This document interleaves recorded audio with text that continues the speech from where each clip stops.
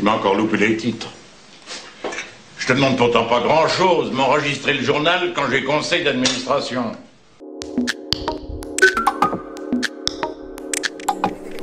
De toute façon, tu mets jamais le son. Pas quand je mange.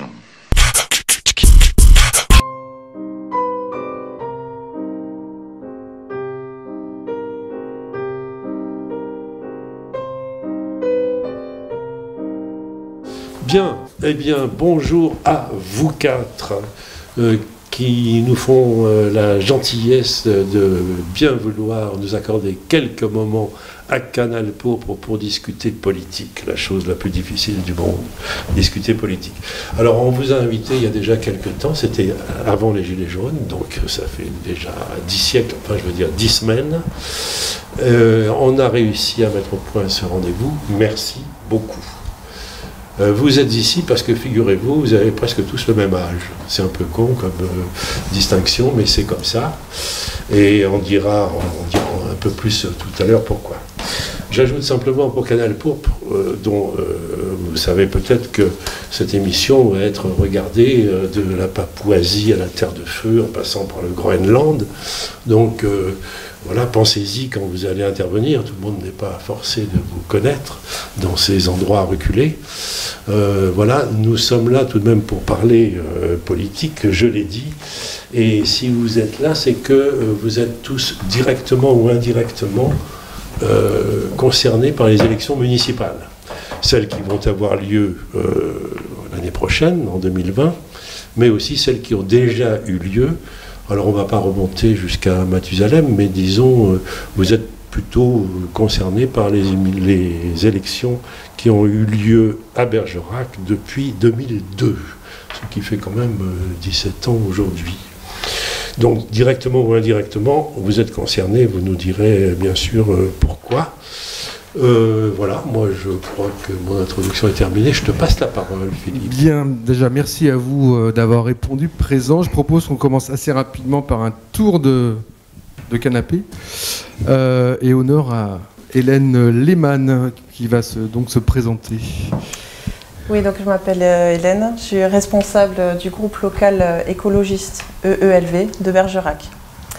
Je suis à Bergerac depuis 2010 et j'avais fait la campagne départementale en me présentant avec Philippe sous une étiquette écologiste et rassemblement de gauche avec d'autres forces de gauche.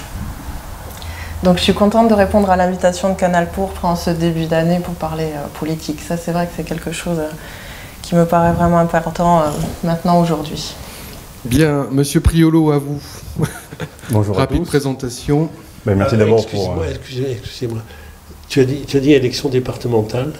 Au municipal, vous n'y étiez pour rien? Absolument pas, non. C'était bien départemental. Alors moi j'étais aussi sur la liste municipale avec, qui était menée par Lionel Frel.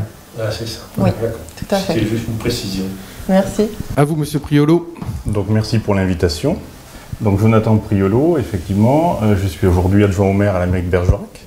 J'ai été candidat aux élections municipales en 2008, candidat aux élections régionales en 2010, aux cantonales à l'époque en 2011 sur Bergerac 2. C'est un cumulard. Et en 2014 aux élections municipales de Bergerac avec Adib Benfedoul et Daniel Garrigue. Et donc aujourd'hui adjoint au maire délégué à la politique de la ville et à la jeunesse, et également président d'Urbalis Habitat. Et dans la vie privée, je suis responsable d'un cabinet d'expertise comptable sur Bergerac. Très bien, Fabien Ruet. Bonjour à tous et à toutes, donc merci aussi pour cette invitation. J'ai 39 ans, j'aurai donc 40 ans cette année, ce qui est normalement un cap. Je m'occupe professionnellement des agriculteurs qui sollicitent le revenu de solidarité active, le RSA, ce qui est mon activité professionnelle. J'ai été élu pour la première fois en 2008 comme conseiller municipal et adjoint au maire, à l'époque sur des questions d'urbanisme, de logement et de déplacement notamment. Et le patrimoine. Et le patrimoine, oui.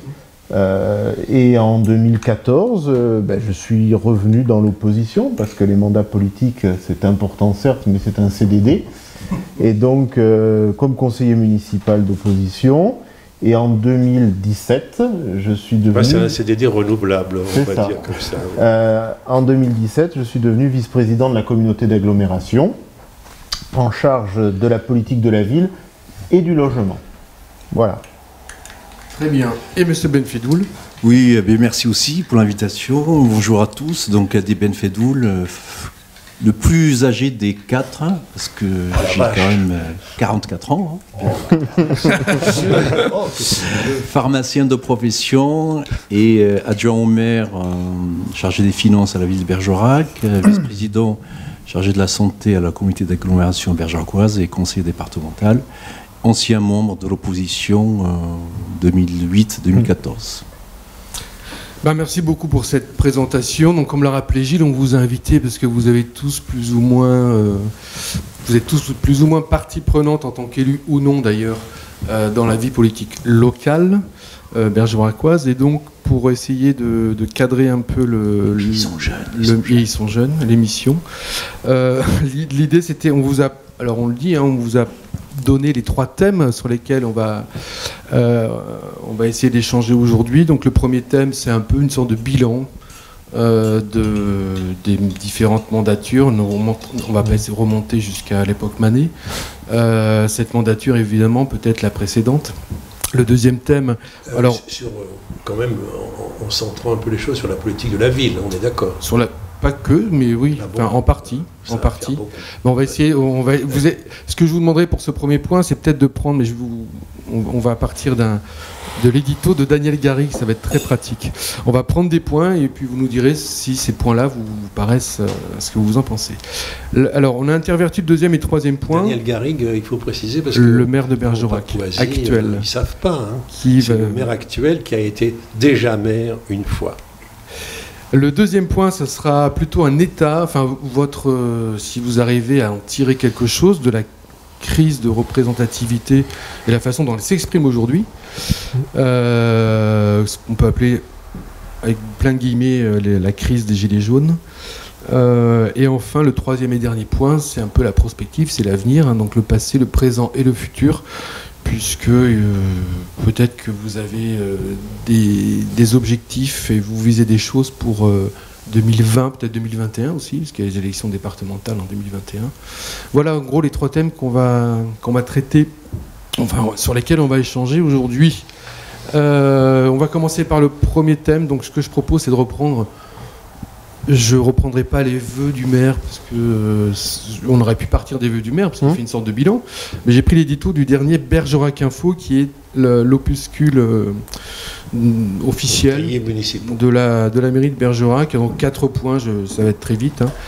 Il est indispensable que nous relevions donc des différents défis. Alors quels sont les défis? La désertification médicale, la montée du chômage, la paupérisation, etc. Pour relever ces défis, il propose de retrouver notre capacité d'agir, notamment par l'assainissement des finances, développer le territoire, préserver notre qualité de vie et le vouloir vivre ensemble. Voilà les 4... Merci d'avoir rappelé ces éléments de langue de bois. Voilà. Est-ce que vous pourriez, par rapport à réagir à cet édito qui ressemble à une sorte de bilan? Réagir, on ne va pas demander à réagir, on n'est pas à la télé ici. Non, mais est-ce que sur les 4 points, il y a des points qui vous paraissent chacun on va peut-être demander à Hélène, qui est la plus jeune, non seulement au point de vue de l'âge peut-être, mais au point de vue surtout de sa présence à Bergerac. Est-ce qu'elle a déjà une idée de la politique de la ville, étant comme ça nouvelle sur le territoire? Ouais, ça fait quelques années que je pratique la ville en fait à travers ses différents services, à travers la santé, l'éducation, les déplacements, les transports, voilà toutes ces choses-là. Quand on vit dans une ville depuis presque 10 ans maintenant, on a un avis sur cette question-là effectivement. Par contre sur la politique de M. Garrigue et sur la politique de M. Rousseau, du coup, je suis arrivée en cours de mandat. Sur celle de M. Rousseau, je sais que la fin de mandature a permis à M. Rousseau de prendre la politique, de prendre la présidence de la CAB. Voilà, parce que j'ai bien compris que ça s'était arrivé avant les élections, finalement. Et les élections municipales qui ont suivi ont vu pour la première fois, en fait, une élection où on votait aussi pour des conseillers communautaires en même temps. Donc ce suffrage aussi qui a été nouveau, Et quand même, ce qui s'est passé à Bergerac avec le maire sortant qui a été battu, qui se retrouve de nouveau président d'une communauté d'agglomération. Donc ça, c'est vrai que ça m'a questionné quand même à ce moment-là. Tu trouves ça pas très bien? Je trouve ça assez curieux et choquant pour les électeurs. C'est la question de la représentation, de la démocratie.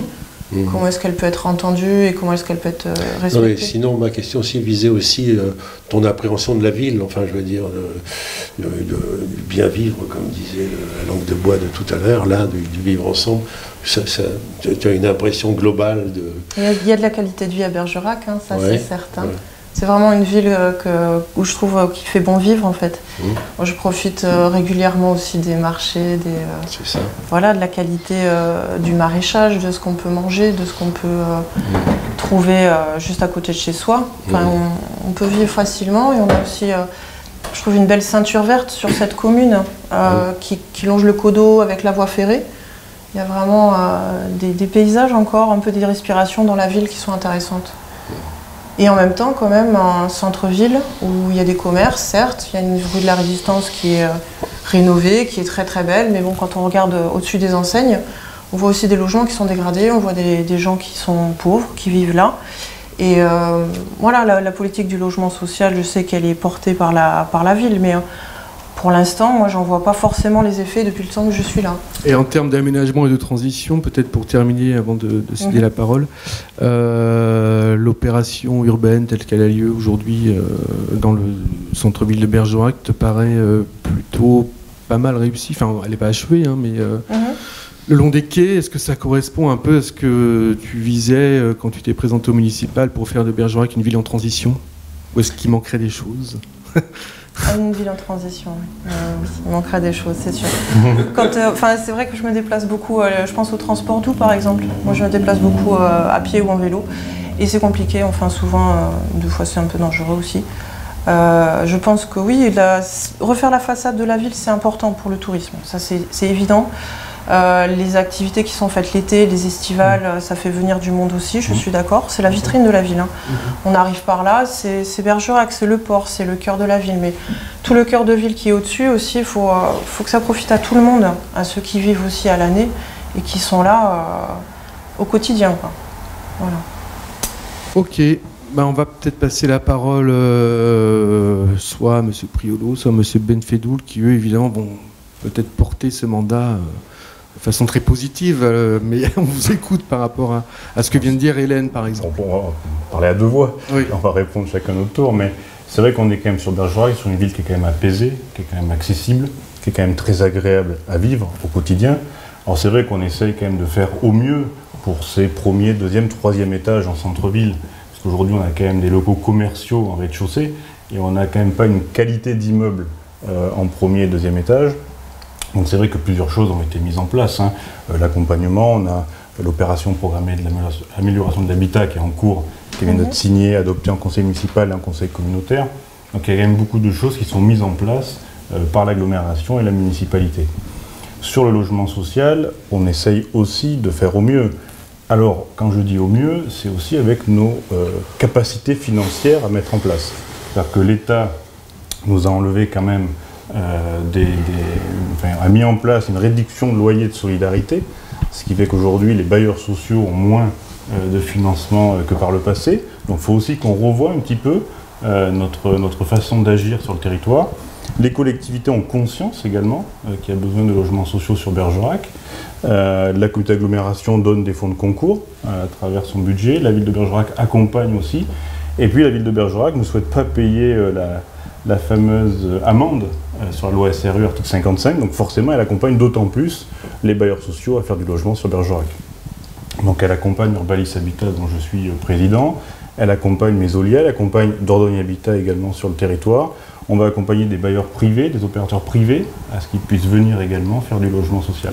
Alors, excusez-moi de vous couper, mais quand il y a eu le programme qui a été mené déjà avec Fabien Ruet et la démolition et reconstruction des quartiers, il y a eu on se souvient des habitants qui n'étaient... Alors, je me souviens quelques petites choses, pas forcément content de la qualité des logements.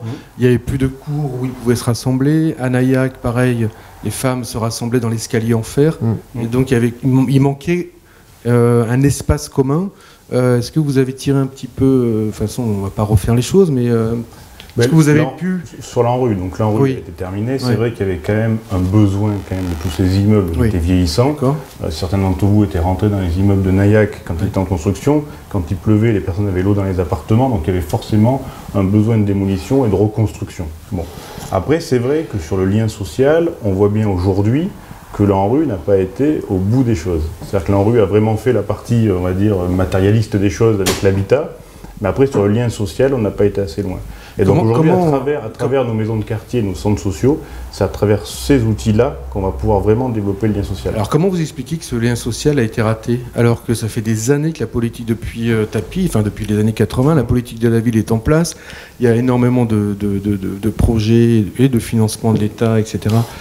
Comment vous expliquez qu'il y a eu ce raté, peut-être tous les trois, vous pouvez répondre à cette question, parce que vous étiez... Je ne dirais pas que c'est raté. Ce lien social, il pose non, problème. Mais déjà, c'est une chance d'avoir une ville moyenne comme Bergerac accéder au plan ANRU. Je veux dire, normalement, l'ANRU, c'était surtout pour les grandes villes. Donc, la ville de Bergerac... il y a beaucoup de choses qui sont passées. C'est vrai qu'à l'époque, il y avait des immeubles, il y a une concentration de personnes d'origine étrangère, et puis il y avait ce qu'on appelle aujourd'hui la concentration, le repli sur soi, le communautarisme. Et c'est vrai que l'ANRU a permis quand même à ces gens-là d'être dispersés dans toute la ville, et dans les écoles primaire, il n'y a pas eu cette concentration qu'on voit dans les grandes villes comme Marseille, la région parisienne. Donc je ne crois pas que ce programme était raté, au contraire. Il manquait des lieux de vie, certes. Il manquait des lieux de vie. La chance à Nayac, c'est qu'il y a une barre commerciale où il y a justement ce lieu de vie. Et à la CAT, c'est vrai qu'il n'y a pas ce lieu de vie. Et c'est vrai que l'équipe actuelle réfléchit à mettre en place ce lieu de vie pour permettre à la population, justement... En tout cas, c'est une politique anti-ghetto, c'est ça qu'on peut dire. Ouais, mais l'ANRU, c'était ça aussi l'objectif, hein, c'est essayer de faire sortir les gens et éviter ce type de concentration et le communautarisme. Il ne faut pas, comme vous dites, avoir une langue de bois, mais c'était l'objectif. Il y a eu une amélioration des logements, c'est indubitable, mais en même temps une sorte de dégradation, ce qui est assez contradictoire du lien social. C'est ça qui était... Alors juste une question un peu idiote, mais sans dire précisément votre adresse. Vous habitiez où, respectivement, à Bergerac, dans le quartier? C'est près de la rue de l'Air Force, justement près de la voie ferrée. D'accord. Avenue Marceau-Ferry. Ça c'est... Entre le Petit Leclerc et Renault, route de Périgueux. Ok. Rue du Pont-Saint-Jean. D'accord. J'avais pris Grandlieu, mais j'ai la pharmacie à côté. Route de Saint-Albert. Route de Saint-Albert. Bien, Fabien Ruet, est-ce que je tutoyais? Oui, bah, on se tutoie dans la vie, donc on va pas... Nous, on se connaît moins, donc vas-y. Donc, alors, tu veux réagir sur cette je crois que sur l'ANRU, tu as pointé les atouts et les faiblesses. Quand on a fait l'ANRU, et c'est vrai qu'il y a eu une continuité républicaine, parce qu'on parlait, la première question initiale, c'était effectivement les mandats écoulés.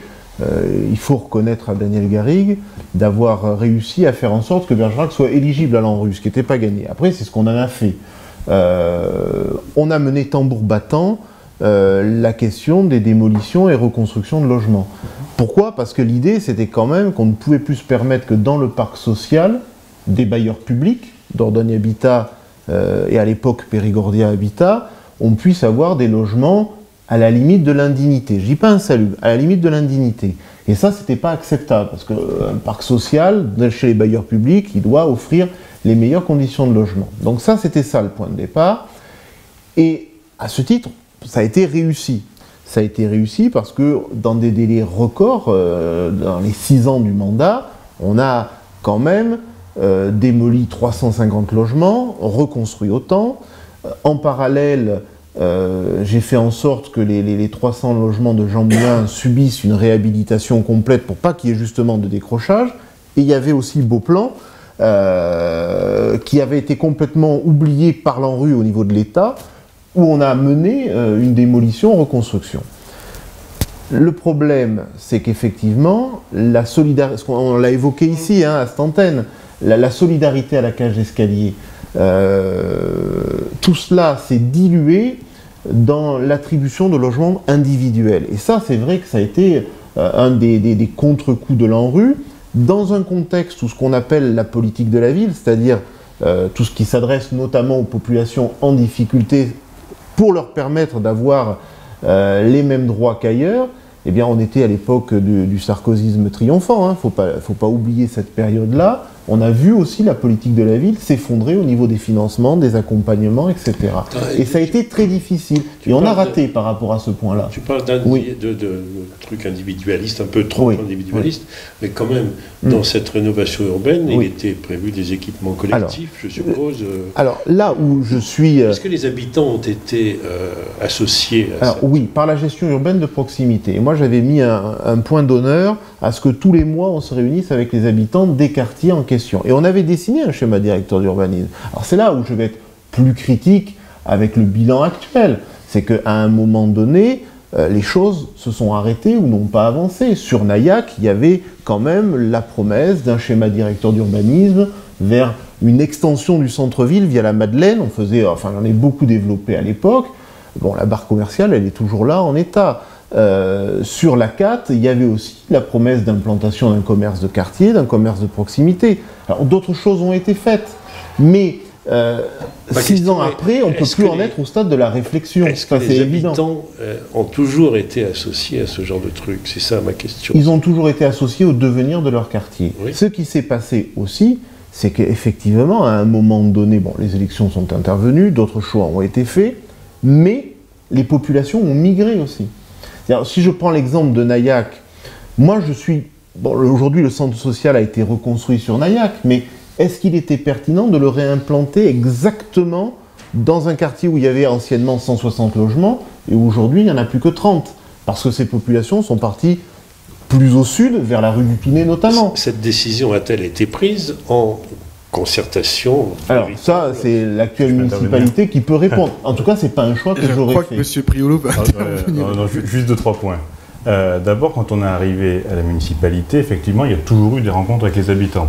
La démocratie participative, les rencontres avec les habitants, les opérations pieds d'immeuble, les conseils de quartier, et toutes les instances qui peuvent exister, existent à Bergerac et ont toujours été mises en œuvre par notre majorité. Ensuite, alors, vous parliez tout à l'heure, vous nous demandez nos adresses tout à l'heure. Bon, oui. Moi, quand j'étais enfant, j'habitais rue du Pré-Joli. Donc, on est en plein cœur du quartier de la 4. Ah, d'accord, ok. D'accord, plein cœur du quartier de la 4. J'étais à l'école Suzanne Lacor à la maternelle, au bout des Vergnes en primaire.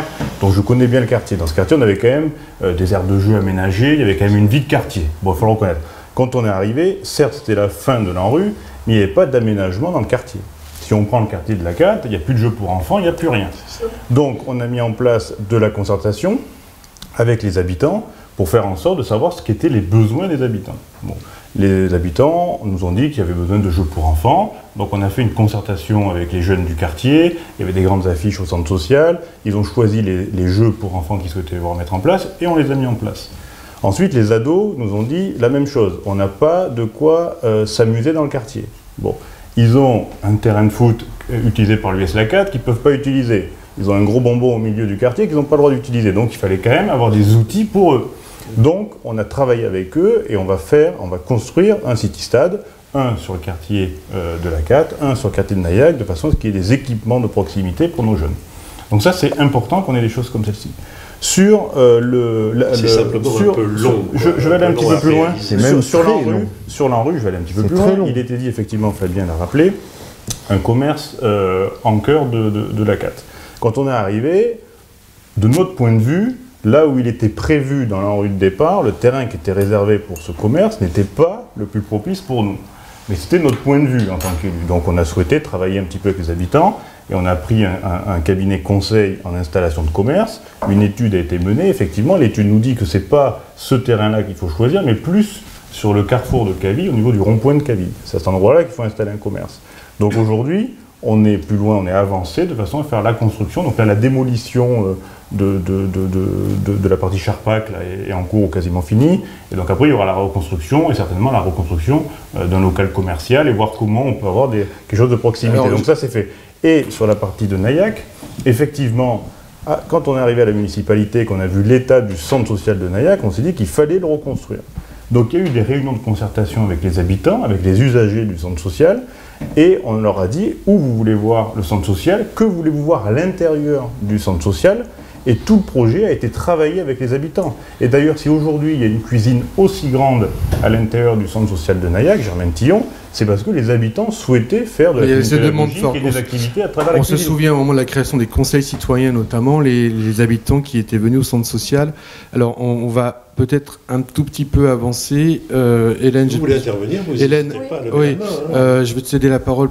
Et vous vouliez intervenir? Non.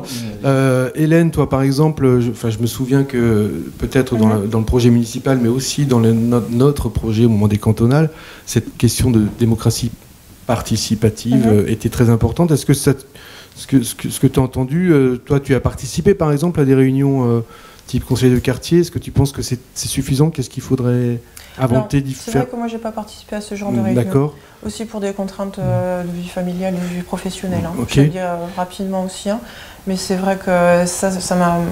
Je vois bien qu'il y a des choses qui sont faites. Il y a des institutions qui existent et qui sont vivantes.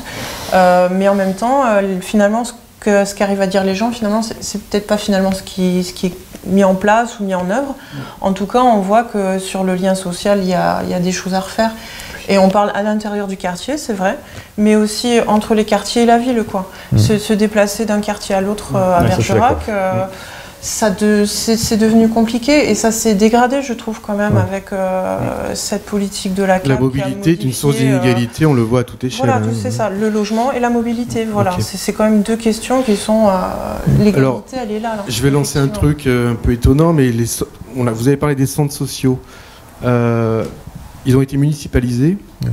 Est-ce que c'est une bonne chose? Est-ce que des centres sociaux qui seraient associatifs et un peu déconnectés de la mairie pourraient peut-être permettre un dynamisme un peu plus... je ne fais absolument pas la critique des centres sociaux, mais peut-être que quelque chose qui serait déconnecté des ordres, en tout cas des injonctions municipales, serait peut-être plus proche. Il y aura peut-être des dynamiques différentes. Dans certaines villes, ils ne sont pas municipalisés. Est-ce que vous avez un avis là-dessus? Alors moi je ne suis pas sûr que le fait du mode associatif soit la panacée. C'est-à-dire que le fait qu'il soit municipalisé, déjà ça évite que les élus soient membres du conseil d'administration, voire président de l'association qui serait constituée au niveau des centres sociaux. On pourrait l'éviter ça aussi. Ça s'évite complètement. On pourrait l'éviter, mais en même temps c'est quand même le premier front du lien social, de la politique de la ville sur les territoires, sur les quartiers, c'est quand même les centres sociaux. Donc l'action de la municipalité vers les quartiers, elle passe aussi à travers le centre social. Et la deuxième chose, c'est que le fait qu'il soit municipalisé, on enlève toute une partie organisation inhérente à la structure qui serait portée par des bénévoles et des bénévoles qui pourraient s'essouffler. On voit bien aujourd'hui quand même bénévoles salariés un petit peu partout dans pas mal d'associations bergeracoises. On voit les mêmes bénévoles qui sont un petit peu partout et puis qui s'épuisent aussi. Donc le fait que ce soit municipalisé, il y a toute une structure, toute une entité mairie derrière qui permet aussi l'accompagnement. Donc le changement de statut ne permettrait pas forcément un peu grand dynamisme. L'un n'empêche pas l'autre. Rien ne vous empêche demain de créer une association à Nayac ou à la CAT et puis essayer de faire quelque chose pour le quartier. Je veux dire, c'est pas parce qu'il y a un centre social qu'une association... En tant que bénévole, je suis pas un professionnel, un directeur de centre social qui a des compétences, qui est salarié d'une association, c'est quand même différent qu'un bénévole qui va organiser une soupe ou... Et après, il faut que l'association ait les moyens quand même pour assurer le service rendu aujourd'hui par un centre social. Forcément, Adib, la municipalité mettrait de l'argent au sein des centres sociaux s'ils étaient associatifs. Donc forcément, la municipalité ne va pas mettre des sommes importantes d'argent dans une structure où elle ne pourra pas assister quand même à la décision et à la concertation au sein de celle-ci. Moi, je ne suis pas... Pour ces précisions, attends, je suis... Non, mais sur ça, justement, moi, je pense qu'effectivement, Philippe pose la bonne question. Il faut évoluer dans ces statuts des centres sociaux. Les centres sociaux municipaux, c'est une réponse du passé. Et j'assume clairement de dire ça. C'est-à-dire que je pense que, et à l'échelon du prochain mandat, il va falloir engager plus d'autonomie pour les centres sociaux. Et ça passera au moins pour l'un des trois, déjà, par un passage au statut associatif, avec un conventionnement CAF, comme c'est aujourd'hui le cas, notamment pour les centres sociaux municipaux. Mais il faut, à un moment donné, on ne peut pas vouloir faire confiance aux habitants et ne pas leur donner les moyens de cette confiance. Il faut de l'autonomie, il faut de l'indépendance.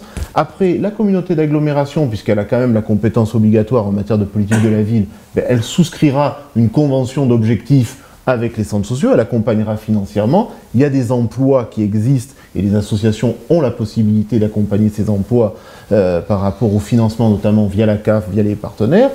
Et c'est comme ça qu'on va aussi pouvoir gagner un peu la confiance des habitants. Si on veut que les habitants se réapproprient leur quartier, il ne faut pas que le prisme de l'action municipale, ça soit un centre social avec des employés municipaux qui sont là uniquement pour le faire vivre. Là-dessus, où on va jusqu'au bout de l'ambition de donner de l'autonomie aux habitants, et on dit, au moins, alors moi je pense notamment sur le centre-ville, il faut mener cette expérimentation d'avoir un centre social qui peut aussi évoluer dans sa terminologie, qui soit une vraie maison de quartier, un vrai centre de quartier, et qu'on donne ces moyens pour avancer et donner plus d'autonomie aux habitants. Moi, là-dessus, je pense qu'on est au bout d'un modèle. Juste sur le... on parle passé dans l'état associatif, ils ont été associatifs, donc ils sont passés municipaux, c'est qu'il y a aussi une raison. Dans les années 90, voilà. Tu parles du passé. Non, mais par contre, ce qu'il faut bien dire une chose quand même, c'est que ce n'est pas la municipalité qui décide de tout.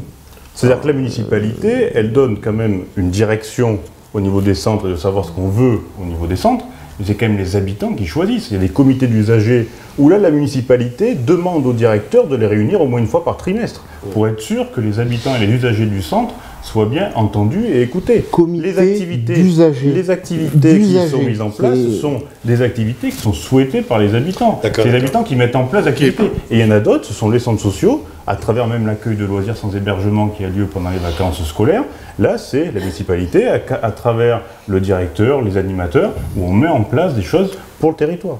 Donc ça, c'est important. Oui, non, mais là, on touche à un truc, effectivement, qui est aussi... D'ailleurs, j'aurais bien quelque chose à dire. Tu voulais dire quoi? Vas-y. Oui, Christine, je vais répéter parce que tu n'as pas de micro. On entendra au micro ou pas? On va répéter. Oui, mais justement, j'allais rebondir là-dessus. Comme d'habitude, je reviens avec mon cheval de Troie inefficace, mais il y a des villes dans lesquelles une vraie bonne médiathèque visible devient un vrai centre culturel, pas au sens théâtre, Michel Manet, mais un vrai centre culturel qui attire les gens, et ça peut être ça aussi un centre social. Et tant qu'il n'y aura pas cette volonté, parce que ça peut aussi passer par autre chose qu'un centre commercial, mais par la culture, à mon avis, cette ville restera comme elle est. Oui, je peux me permettre juste d'ajouter que là on touche du doigt ce qui me semble être une des causes des Gilets jaunes, c'est-à-dire, je ne sais pas comment appeler ça, mais la culture du conflit. Vous parlez de confiance, d'indépendance, d'autonomie, de conseil de quartier, etc. Mais il faudrait peut-être aussi ne pas oublier que, alors je reconnais que c'est très difficile, mais cette concertation suppose le conflit. Il faudrait peut-être moins craindre le conflit que ce que le discours municipal habituellement nous dit, c'est-à-dire tous ensemble, bien vivre, c'est super, qu'est-ce qu'on s'aime, etc. Alors que dans la réalité, il y a de vrais conflits, il y a de vraies oppositions, quoi. Il faudrait peut-être passer par là aussi pour en parler, quoi. Mais parce que vous pensez honnêtement, vous pensez que dans les réunions de quartier, vous pensez qu'en opération pied d'immeuble, c'est tout le monde s'aime et tout le monde est gentil et tout le monde est mignon? J'espère bien que non. Voilà, non, on est face aux citoyens, donc l'équipe... Oui, on peut prendre l'exemple de la mosquée, par exemple. Je vous invite d'ailleurs de venir aussi... mais nous avons vu pour la mosquée... Ah oui, ça gueule. Voilà, donc c'est un vrai sujet de débat. Non, d'accord, mais... J'aimerais bien en entendre parler plus souvent. En allant devant le citoyen, on ne va pas chercher le conflit. On vient leur expliquer. Non, mais le conflit fait partie d'une décision. Exactement. Et après, on a devant nous des personnes qui peuvent ne pas être d'accord avec tel ou tel projet de municipalité. Il y a un échange qui s'instaure. Alors, je vais faire le pont là, parce que Christine, du coup, tu nous as embarqué sur la problématique culturelle de Bergerac. Signaler la médiathèque. Oui, donc la politique culturelle. Je me souviens qu'à l'époque, Fabien avait décidé de mettre en place un comité d'usagers. Je ne sais même pas s'il existe. Non, bien sûr. Donc tu l'avais. Enfin, je pense pas. Ça veut dire que tu l'avais dit, tu l'as pas mis en place. Mais je sais que je suis parti après. Non, on s'est vu en fin 2013. Un peu de temps. On s'est vu fin 2013 à l'époque. Puisque le temps passe assez vite, est-ce que vous voulez qu'on parle un petit peu de la problématique de la politique culturelle de Bergerac? Et Hélène, est-ce que tu veux peut-être démarrer, ou toi? Ou peut-être même, moi j'aurais plutôt, oui, si vous voulez, sur la politique culturelle, Ouais. sinon sur la deuxième question aussi, hein, la représentation, peut-être que ça fait lien aussi. Hein, oui, bah vas-y, tu peux... Voilà, cette question de la représentation, effectivement, est-ce que les institutions d'aujourd'hui répondent aux demandes des gens? Donc je comprends bien qu'il y ait des participants dans les réunions de quartier, mais en même temps, les gens, en ce moment, s'expriment différemment. Et sur d'autres modes. Hein. Et on retrouve peut-être des gens, justement, qui jusqu'à présent ne s'exprimaient pas du tout. C'est peut-être ça, quand même, qui se passe en ce début d'année, depuis la fin de l'année dernière, et qui est quand même assez nouveau, quoi. Par rapport à tout ce qui se faisait jusqu'à présent. Là, on est en mi-mandat, effectivement, sur une politique qui est assumée par M. Garrigue, qui avec ses... Voilà. Quelque part, moi, je trouve, de l'extérieur, hein, en tant que citoyenne ici, il y a quand même une politique, quelque part, du statu quo. Voilà. Mais là, la représentation, peut-être qu'il va se passer autre chose et que les gens ont envie de travailler différemment et justement de ne pas être représentés, peut-être. C'est ça, peut-être aussi, qui est demandé en ce moment. Cette plainte s'adresse plutôt, enfin, autant qu'on peut le savoir, aujourd'hui, plutôt à la politique au niveau national, au gouvernement, qu'aux municipalités. Enfin, je n'ai pas entendu beaucoup de plaintes. Tous ceux qui se sont arrogés le monopole d'une certaine parole, les syndicats, la presse officielle, les politiques, c'est révélateur. Hein. C'est là où la crise est particulièrement profonde. On a enchaîné sur le point 2. J'ai vu en gros Gilles... Macron d'émission sur le rond-point de Creys. J'ai pas vu. Non mais attends, Gilles, excuse-moi. Excuse-moi, Gilles, excuse-moi, mais quand on a fait le reportage au point de Creys, certes, il y avait le panneau Macron d'émission parce que c'est une sorte de truc fédérateur, je ne sais quoi. Mais ce qui est assez étonnant, c'est qu'il disait on n'a pas vu le député, M. Desmarets n'est pas venu nous voir. M. Garrigue non plus, et pourtant les maires ouvrent leurs portes. Non. Je dis ce qu'on a entendu, c'est-à-dire malgré le fait que qu'il y a ces, donc on entre de plein pied dans ce débat là, dans ce débat national. Il y a quand même cette idée que on n'est pas entendu et qu'ils ne viennent pas nous voir, même si... il faut dire que les questions posées par les Gilets jaunes, c'est le pouvoir d'achat, c'est le chômage, c'est la fiscalité. Je ne pense pas que c'est des sujets traités au conseil municipal. Hein. La mobilité, ça peut être un peu... Le chômage, c'était justement dans l'édito de M. Garrigue. Il ne faut pas croire que la commune ou le maire ou l'équipe municipale est là pour régler tous les problèmes quotidiens des citoyens. On essaie bien sûr de faire... là, je ne suis pas d'accord avec vous que vous dites que c'est le statu quo. Non, c'est pas le statu quo, on a fait beaucoup de choses. Alors des choses qui se voient par des réalisations, mais aussi des choses que peut-être le citoyen ne voit pas, et que nous, derrière, on était obligés de faire, je parle notamment des finances de la ville, où, je suis désolé, les gens disent on veut une grosse médiathèque, on veut un gros stade, mais certes, mais donnez-nous les moyens de le faire, et on le fera. Donc une ville se gère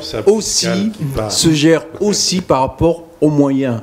Et ça, j'ai l'impression que parfois les gens oublient un peu ça.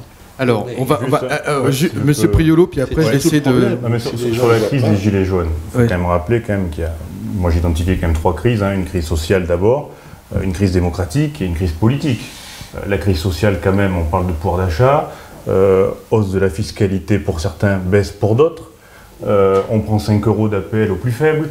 Enfin, c'est quand même une politique qui est quand même assez particulière. Bon, une crise démocratique aussi, parce que le citoyen se sent un petit peu dépossédé du pouvoir de décision. Et donc, comment il retrouve ce pouvoir de décision ? Et ensuite, une crise vraiment politique, Parce que c'est vrai, vous l'avez dit, les Gilets jaunes disent on n'a pas vu le député. Et c'est vrai qu'on a une crise aussi de politique par rapport aux parlementaires un peu absents, certains parlementaires un peu méconnus. Et donc à quel moment les députés, les sénateurs qui soutiennent l'action de ce gouvernement, à quel moment ils organisent des réunions publiques, à quel moment le citoyen peut aller dire aux députés, qui est quand même un beau mandat, celui qui quand même écrit la loi de son pays, c'est quand même un beau mandat, et bien comment ces personnes-là peuvent aller dire aux députés, mais voilà, nous, comment on voit les choses dans notre territoire. Et bien ça, on ne l'a pas vu mis en place. Et ensuite, je vais répondre sur le statu quo, a dit, commence à le faire et je vais aller plus loin. Qui a mis en place un pôle d'insertion à Bergerac? Le centre Jacques Lagabriel. Est-ce que ça, c'est pas une réponse aussi aux personnes en difficulté? Mais le pôle d'insertion, il était en place parce qu'il y avait quand même des associations comme Roue Libre qui existaient déjà avant. On est bien d'accord, mais quand même la municipalité, mais quand même des moyens, immobiliers, des moyens financiers pour accompagner et aider. Donc ça, ça c'est quand même important. Il ne faut pas faire croire que c'est la ville qui fait les choses. Elle accompagne. Ça, c'est un discours encore de... Excuse-moi, mais tu parles comme l'ancien temps. Non, mais t'es marrant, toi. Non, mais tu parles comme un vieux. Je vais te le dire franchement. Si. Attends, il y a un moment donné, le centre d'insertion qu'il a créé, s'il n'y a pas des associations, Réva, l'école de la seconde chance, etc. On ne peut pas nous dire qu'on fait rien. On accompagne. On ne peut pas nous dire qu'on fait rien et ce que l'on fait ne pas le reconnaître. Et ça, excuse-moi, aujourd'hui la politique municipale, c'est ce que dit Adib. C'est à un moment donné, on aide. Mais heureusement, on ne crée pas. Ça, il faut être honnête. Le centre Jacques Lagabriel, on a un bâtiment, on le met à disposition de l'association. Eh bien voilà, tu vois, déjà on a nuancé le propos. Mais on accompagne. La ville, elle accompagne. Cette fédération. Et en fonction des moyens. Adib le dit au niveau des finances, en fonction des moyens que la commune a. Excusez-moi, personne ne doute de la sincérité ni des uns ni des autres, rassurez-vous. On sait tous que vous avez de fort bonnes intentions et même que vous avez fait des actions tout à fait louables. On ne va pas se disputer comme dans une campagne électorale qui n'a pas commencé, j'espère, aujourd'hui. On va attendre d'avoir tous les candidats.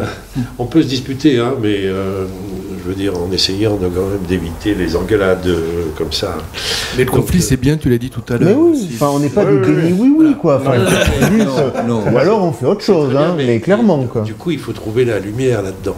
Moi, par exemple, il y a un truc qui me vient à l'esprit, c'est que Hélène a cité son appartenance à ELV, mais aucun de vous trois n'ont cité d'appartenance politicienne, disons. Hein. Bon, c'est juste un signe comme ça. Hein. Mais encore une fois, quelles que soient vos appartenances, personne ne doute de vos intentions. Tout ce qu'on dit ici, c'est pas on n'a rien fait, on sait bien que vous ne faites pas rien, mais c'est comment ça se fait que, comme disait Adil, les gens ne le voient pas, ou ils ne veulent pas le voir, ou ne le savent pas. Si, les gens le voient. Hein. Il y a des choses qu'on effectivement on accompagne, comme Fabien et Jonathan l'a dit, mais il y a aussi des choses qu'on a créées et qu'on parle de, par exemple, le centre municipal de santé, excuse-moi, c'est une création. Clairement, là, voilà. C'est une création. Il y avait une crise, et ça, c'est pas anodin quand même. Allez voir, il y a quelques années, le nombre de personnes qui n'avaient pas de médecin. Aujourd'hui, c'est une réponse, alors que c'était pas dans notre programme électoral. C'était dans le nôtre. Voilà. Mais c'était quand même une réponse à une crise de désarticulation médicale qui a touché pas que Bergerac, mais même les alentours. Et c'est pas encore fini. Non. Sur les mais cela dit, ça répond aujourd'hui, notamment au centre-ville où il y a effectivement des gens, qui n'ont pas de moyens de transport pour aller vers la périphérie et qui aujourd'hui trouvent le moyen d'aller consulter un médecin. Et ça, c'est quand même turnover, si j'ai bien entendu. Non, mais il y a 3 médecins, il y aura un 4e fin février, et vous pouvez aller voir, il y a beaucoup de personnes qui sont aujourd'hui suivies par ce centre municipal de santé. Ça, c'est une belle réussite, mais c'est quand même étonnant qu'il a fallu attendre aussi longtemps, alors qu'il y a des expériences qui ont été menées. Il y a eu la régie municipale pour les cuisines aussi, pour la cantine. Mais alors, moi, je voudrais juste essayer de changer un tout petit peu d'échelle, toujours dans cette question des gilets jaunes. Vous avez dit c'est une question nationale, la mairie ne peut pas grand-chose sur le chômage, etc. Mais quand même, il y a une spécificité rurale, ou en tout cas périurbaine du Bergeracois. Et là, il y a une articulation. Périmétropolitaine. Voilà, la tension très forte des Gilets jaunes, surtout dans nos espaces type Marmande, Sainte-Foy-la-Grande, Bergerac. Comment vous pensez cette articulation entre Bergerac, une communauté d'agglos et la métropole? Parce que bon voilà, quand vous dites, moi attends, s'il te plaît, Gilles. En gros, les Gilets jaunes. Non, avant, on a entendu déjà, mais cette articulation. Non, ils n'ont pas vraiment dit. Bon, bah alors ils pourront revenir sur les Gilets jaunes. J'imagine qu'on ne peut pas penser simplement à l'échelle de la municipalité. Il y a quand même une articulation qui est en train qui se crée. Est-ce qu'il faudrait plus de décentralisation? Est-ce que finalement il y a le poids écrasant de la métropole bordelaise et que de toute façon c'est inévitable et qu'on ne peut rien faire? Est-ce que cette crise-là et puis la politique de décentralisation telle qu'elle a été mise en place, est-ce que vous avez des choses, des pistes ou Moi, je suis déjà positionné dessus. C'est-à-dire que je considère qu'on a quand même deux bassins de vie, deux bassins d'emploi, métropole bordelaise et le territoire bergeracois. Mais je vais aller un peu plus loin. C'est-à-dire que le territoire bergeracois, il faut le voir vraiment à l'échelle de la vallée de la Dordogne, en allant de Sainte-Foy à Sarlat, en passant par Bergerac. Et c'est ensemble que l'on va devoir travailler avec la métropole. Voilà. Je crois que Bordeaux aujourd'hui, Alain Juppé a annoncé d'ailleurs qu'il arrêtait la métropolisation, c'est-à-dire le rapprochement entre métropole bordelaise et le département, tel que le souhaitait le président de la République. L'ouverture de la métropole bordelaise vers les territoires adjacents. On a un partenariat avec Angoulême, un partenariat avec Marmande. Et donc Bergerac doit rentrer dans un partenariat avec la métropole dans la grande région Aquitaine. Voilà, ça pour moi c'est important. Et puis on a quand même touristiquement des atouts. On a quand même sur l'agriculture des atouts, et donc voir comment on peut accompagner le territoire dans sa globalité là-dessus. On a quand même des capitaux qui vont vers la métropole bordelaise, on a des entreprises qui s'installent vers Bordeaux Métropole, donc comment on peut nous-mêmes attirer une partie, on va dire, résidentielle, des personnes qui vont vouloir s'installer à Bergerac, avec la ligne SNCF qui va être faite, Bordeaux-Bergerac en 1 heure, forcément ça va attirer vers nos territoires une certaine population qui va vouloir s'installer sur, comme je le disais tout à l'heure, un territoire apaisé, un territoire où il fait bon vivre. Donc ça va apporter... Avec des problèmes de mobilité à l'intérieur de Bergerac. Ça peut apporter aussi des télétravailleurs, ça peut apporter toute une partie économique au territoire bergeracois. Mais effectivement, il y a des choses sur lesquelles il faut qu'on travaille. Et donc on est en train de travailler sur le PLUI, ou à l'intérieur le plan local d'urbanisme intercommunal, ou à l'intérieur il y aura une partie habitat, qui est en train d'être travaillée auprès du vice-président, une partie également liée au déplacement, et donc à la mobilité à l'intérieur de l'agglomération, mais également de Bergerac, c'est-à-dire comment on se déplace des quartiers vers le centre-ville, des centres-villes vers les quartiers, les quartiers entre eux. Ce que disait Hélène tout à l'heure, c'est quelque chose qui est quand Sachant même... en plus que dans le cadre d'Action Cœur de Ville, on va mettre beaucoup de financement dans le centre-ville, on va faire beaucoup d'infrastructures, alors maison des vins du tourisme en plus avec l'agglo, la véloroute voie verte, donc beaucoup d'installations au centre-ville. Mais comment on va permettre aux gens des quartiers d'aller vers le centre-ville? Et donc je pense qu'il y a un vrai plan de déplacement à imaginer et à mettre en place très rapidement. De ce point de vue, le diagnostic que vous posiez sur social, politique, démocratique, par rapport aux Gilets jaunes, vous voyez ça plutôt d'un bon œil, c'est-à-dire plutôt une source de réflexion, d'intérêt supplémentaire à défendre. Ça a quand même obligé les politiques, au niveau national et au niveau un local, intérêt supplémentaire à défendre quand même réfléchir un petit peu. C'est-à-dire que s'il y a autant de monde dans la rue, c'est qu'il y a quand même une raison. Les gens ils vont pas dans la rue pour rien. Pour l'instant, vous y voyez une confirmation de vos propositions là que vous venez de faire. Enfin, Pour moi, il y a quand même eu du monde dans la rue, avec des revendications alors très variées, parce qu'on avait quand même le salarié qui avait un salaire trop petit, le chef d'entreprise qui payait trop de charges, le fonctionnaire qui n'a pas non plus les primes, etc. Bon, c'est varié, mais c'est quand même très symptomatique de ce qui se passe aujourd'hui. Ce que tu as pointé du doigt, notamment par rapport au site que tu as dit, Marmande, Bergerac. Moi, on l'avait évoqué lors de notre précédent débat, c'est les déclassés. C'est les déclassés qui se sont exprimés. Et on est tous des déclassés sur ce territoire-là par rapport au fait que la métropole a aspiré les richesses, a aspiré les talents. Pourquoi aussi on n'est pas en capacité de garder un certain nombre de nos jeunes? Parce que l'université est sur Bordeaux, parce que l'emploi est sur Bordeaux. Donc l'enjeu du lien avec la métropole, bien entendu, on va les uns et les autres développer des perspectives par rapport à cela, mais est-ce qu'on a une attractivité de notre territoire qui est une attractivité subie, c'est-à-dire que globalement, eh bien, on va accueillir des gens que Bordeaux n'a plus les moyens, ou que des gens qui n'ont plus les moyens d'habiter sur Bordeaux? Oui, c'est pas simplement subi. Nous, on n'a pas fait la télé à Bordeaux, on veut la faire ici, et on y tient parce qu'on aime beaucoup Bergerac. Et donc voilà, on n'est pas parti, ni à Angoulême, ni à Marmande. Oui, non, mais là, je comprends pas.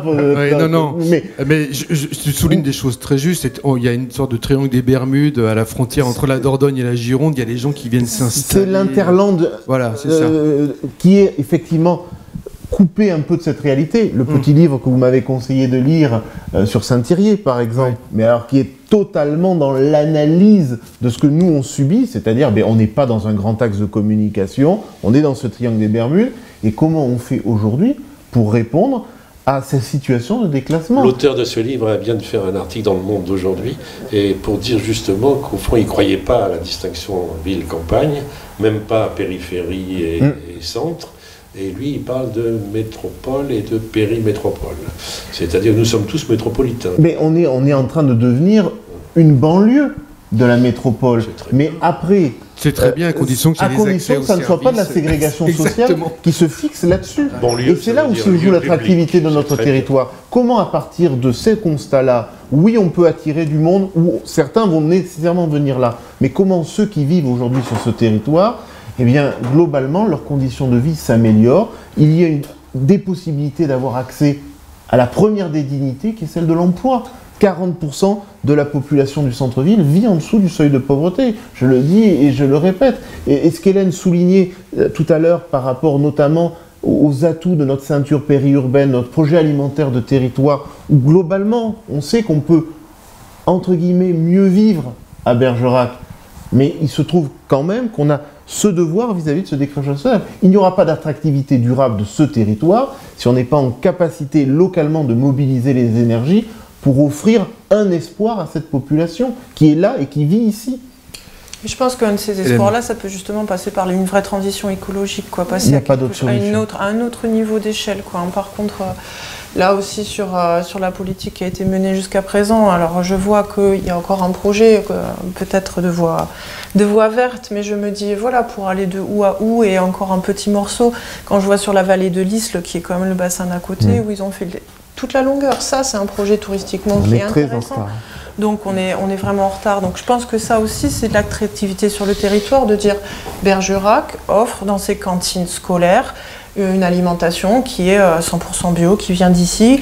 Et ça va attirer aussi des jeunes, et peut-être périurbains, et dans un contexte où on est globalisé, où on doit... Voilà. Mais avec tout le monde, avec tous les habitants aussi, et ceux qui vivent là, sans les laisser de côté, quoi. Avant de laisser la parole à M. Benfedoul, alors ça c'est le côté transition, mais dans la transition, ville en transition, il y a aussi...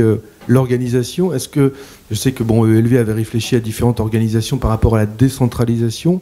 Est-ce que la construction actuelle te convient, c'est-à-dire municipalité, de toute façon on ne va pas tout changer, mais communauté d'agglomération, relation avec la métropole, est-ce qu'il n'y aurait pas des choses à inventer par rapport à la façon dont... Par rapport à la métropole, la communauté d'agglomération, déjà je trouve, c'est la communication entre ces deux échelons-là, alors qui sont contraints, puisque les politiques et les compétences sont établies, voilà. Mais je pense que déjà sur ces deux échelons-là, il y aurait des choses à travailler. Excuse-moi, mais la notion de bassin de vie, ça avait été porté par ELV il y a longtemps. Tout à fait, mais vraiment travailler sur un bassin de vie qui est plutôt effectivement sur l'agglomération de la cave, en fait, le territoire. Voilà, des deux côtés de la rivière, avec les communes qui sont autour de nous. Aussi réfléchir à ça en même temps que réfléchir à Bordeaux, quoi. Vraiment réfléchir sur ce bassin de vie-là. Et le fait de la démocratie aujourd'hui, pourquoi aussi peut-être les gens ne se sentent pas représentés? Parce que je trouve qu'on retrouve toujours les mêmes personnes finalement, et ça c'est le fait de présenter une liste pour les municipales où on a en même temps les conseillers communautaires en même temps. Fléché. Ils sont en danger de cumul. Hein. Donc, quelque part, malheureusement, du coup, c'est un suffrage indirect, en fait. On retrouve, voilà, on divise finalement par deux toutes les personnes qui pourraient représenter. Et je pense que quelque part, si les gens sont dans la rue aussi, c'est que eux-mêmes n'ont pas voté depuis très très longtemps parce qu'ils ne se sentent pas représentés aussi par les catégories socio-professionnelles qui sont élues actuellement. Voilà, je pense que ça c'est aussi une question qu'on peut soulever quand même. Monsieur Benfedou, là, vous, sur cette articulation ou les réponses? Oui, sur ça, on a assisté ces dernières années à un transfert de compétences important des communes vers les communautés d'agglo. Ça, c'est évident. Aujourd'hui, je veux dire, la concentration du pouvoir... Et Dieu sait s'il y a beaucoup de maires qui s'en plaignent. C'est surtout la communauté d'agglo. L'action culturelle, c'est la communauté d'agglo. La politique de la ville, c'est la communauté d'agglo et un peu la ville. Mais il y a plusieurs compétences aujourd'hui. La voirie, vraiment... c'est des choix qui ont été faits par les élus, hein, d'ailleurs. Hein. Oui, mais aujourd'hui, le constat est là. Donc, c'est la CAB qui gère plus ce bassin de vie que les communes. Donc, peut-être l'idée de mettre un suffrage universel, le scrutin, un suffrage universel au niveau de l'agglomération, peut-être non seulement va éviter ce type le problème que vous avez évoqué en premier, c'est-à-dire qu'un maire battu qui redevient président de la CAB, mais ça ouvrirait les candidatures. Mais ça ouvrirait les candidatures et ça va donner à la communauté d'agglo et à l'exécutif un vrai pouvoir. Donc je pense que s'il y a vraiment quelque chose qui doit changer, c'est vraiment ça. J'en profite juste pour terminer, puisque vous nous avez battus aux élections cantonales, vous êtes élu départemental. Voilà, Il y en a battu 3 autour de la table. Oui. Bon, il y a eu peut-être un divorce avec votre colistière, je ne sais pas, peu importe, mais en tout cas, votre action au sein de l'Assemblée départementale, tout à l'heure, Gilles disait, on est au courant de rien, on ne sait pas ce qui se passe. Est-ce que c'est l'action que vous menez en plus à l'échelle de l'Assemblée départementale? Et là, je vais en profiter pour glisser subtilement vers Benac. Est-ce que cette action au sein de l'Assemblée départementale, quelle a été votre position par rapport à la déviation de Benac? Parce qu'on a parlé de transition écologique, cette espèce de projet, il y tient mordicus. J'ai même vu aujourd'hui que les panneaux publicitaires affichaient une pétition pour que les travaux recommencent. Il y a une décision 40 ans de retard, mais bon. Du Conseil d'État. Je ne vous ai pas vraiment entendu là-dessus. Si, on a pris une position. Vous savez que je fais partie de l'opposition au niveau du Conseil départemental. Et on a pris une position qui était toujours contre la déviation de Benac. C'est pas parce qu'on ne veut pas le développement, mais c'est question purement financière, parce qu'on a considéré qu'il y a un coût exorbitant 32 millions. Pour le peu de kilomètres. 3 kilomètres et quelques. Voilà. Donc c'est vrai que, vu l'état des routes dans le département, notre position était de dire, mais mettez cet argent sur tout le département pour améliorer les routes. Et donc on était pour. Cela dit, c'est quand même un drame qui est en train de se produire. Sur quoi? J'espère que vous vous embrouillez pas trop avec M. Garrigue, parce qu'il nous a dit l'autre jour que lui était plutôt pour. Mais Daniel Garrigue nous laisse la liberté de nos positions, et heureusement. C'est pas parce que M. Germinal Perrault, ou l'Assemblée départementale doit financer des projets municipaux, non? Non, mais chacun a sa position. Daniel Garrigue, il pense vraiment au développement de la vallée de. Mais nous... On ne peut pas parler de coulée verte et de transition et soutenir Benac, moi ça me paraît complètement... Mais c'était vraiment purement un problème financier, vu le coût de cette déviation. Cela dit, aujourd'hui, vraiment, c'est un drame parce que les travaux ont commencé. Ce qu'on reproche aussi à Germain Perrault, c'est de ne pas attendre les recours, l'issue des recours, parce qu'on lui a dit aussi attention. Oui, il y a un passage en force. Oui. Et il suffit qu'il y ait même si on ne s'attendait pas, honnêtement, on ne s'attendait pas à une telle décision du Conseil d'État. Aujourd'hui, il y a une partie des travaux qui a commencé, des millions qui ont été dépensés. Et on ne sait pas aujourd'hui si... Des conséquences écologiques importantes déjà. Si ce projet va jusqu'au bout. Alors imaginez ça, c'est par malheur... le chantage qu'on fait auprès du peuple en général en disant « Mais ça va coûter des millions, ça a déjà coûté des millions, vous vous rendez compte ?» Il faut aller jusqu'au bout. Le peuple, lui, il ne gagne pas des millions. Non mais d'accord, mais... C'est facile de l'intimider avec ce genre de choses. Mais oui, mais quand vous voyez un projet comme ça, alors qu'est-ce qu'on fait? C'est la question d'aujourd'hui, c'est ça. Est-ce qu'on laisse... Et on ne peut pas détruire. Connerie, on ne peut pas la détruire alors qu'on a dépensé des millions. On ne peut pas aller jusqu'au bout parce qu'il y a quand même une décision du Conseil d'État. Heureusement. Donc c'est vrai qu'aujourd'hui c'est une vraie problématique au niveau de notre département. D'accord. Et les positions, bien sûr, divergent. Alors, j'espère qu'on trouve un... Moi je vois pas comment... C'est pas le premier éléphant blanc que nos... Ouais, d'accord, mais là pour le coup... Est-ce que... bon, Hélène, rapidement, mais je pense que là, on Alors, devine... il nous reste à peu près une demi-heure. Oui, Hélène, on sens que tu as déjà dit ce que tu pensais de Benac. Tu as été sur les... Oui, plusieurs fois, à plusieurs reprises, oui, quand même. Quoi. Et cet entêtement de M. Perrault est quand même assez extraordinaire. Quoi. Et effectivement, il y a eu des travaux qui ont été faits dans le bourg l'été précédent le démarrage des travaux, quand même. Donc on aurait très bien pu attendre 6 mois de plus. Pour voir le résultat. Voilà, il y a tellement de bourgs en Dordogne où il y a des Qu'est-ce qui se passe? Je ne vois pas Hélène parce qu'il me fait... Excuse-moi. Vas-y, continue Hélène. Donc oui, effectivement. Je pense que là, le prix au kilomètre, M. Benfeloul l'a souligné, pour un département qui est pauvre quand même, à Dordogne, et qui doit aussi assumer tout ce qui est solidarité à travers le RSA et à travers l'APA.